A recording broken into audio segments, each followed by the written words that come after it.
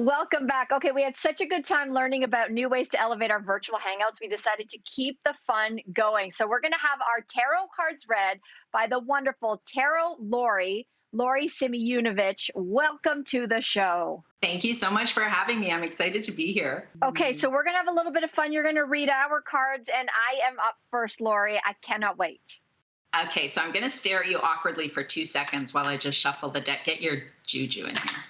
I'm just going to ask, what does Mel need to know right now? Because the cards will tell you what you need to know, not necessarily what you want to know. You know what I mean? Okay. Ooh, this is exciting. Okay. So first of all, you have the Chariot, and the Chariot is about big decisions needing to happen, big choices. And the key to making the right choice when you're faced at if you're at a crossroads, is to make sure you're not being all head and logical and thinking it to death, and don't be all emotional about it. Let your gut have a say, but don't be all gut either. Let intuition, intellect, and emotion all have a seat at the decision-making table. And you can always visualize going down path A versus path B. Make it a visceral daydream, like, what earrings am I wearing? The dog is barking. And when you're in each one, just check in with your body to see which one feels better or less yucky than the other, because one will always give you a clue. Attached to this big decision is this need to leap, and then it will appear. The message behind the Fool is that you have to often take a first step not knowing how it's all going to end. And sometimes you have to take a first step and you don't even know what the second step looks like. But the point is to take the step. Go from that place of static to dynamic.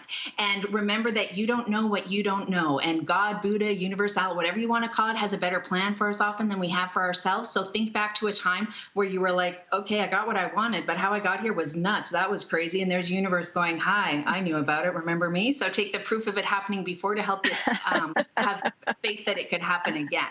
Okay. So these two, and then family. So this is traditionally the 2.5 kids in the minivan, little rainbow of love, la, la, la. But for me, it can go deeper. It's just a reminder to tap into the connections in your life, because they're like redwood forest roots, so strong and deep, and they can often uplift us and keep us steady when we're feeling a bit wobbly. So don't hesitate to lean on and leverage the connections in your life. That's what they're there for. This is my turn next. And the first card up is the Emperor. This is often a place of business. It's an institution, an organization. It's not the sexiest card. It's just kind of a building.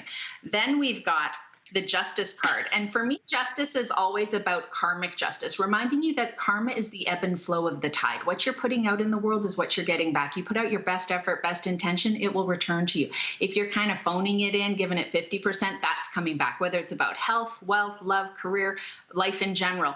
And to remember that karma is like a farmer. It's not sexy and there are no shortcuts or gimmicks. You just have to get up, show up, do the work, and wait for that harvest to come in. And this is one of two cards in the deck that I like to refer to as the cranky grandpa card, because it's like this little old man voice in my head going, kid, get up, put your boots on, get to work, stop messing around.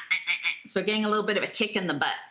And then you've got the Moon. Now, this is an interesting card. The Moon is about yucky energy. I always say the Moon is like a can of mushroom soup, and you put it in the pot and it just goes, like glompy, gooey energy.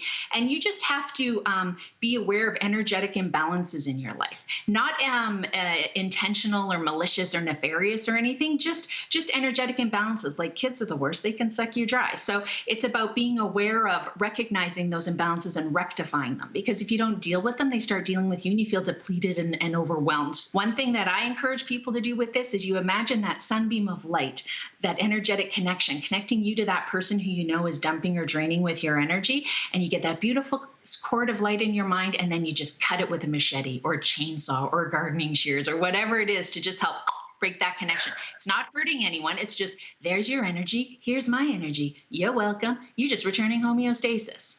So do you see how you want to do this to make sure it doesn't impede with this when it comes to that? Wow.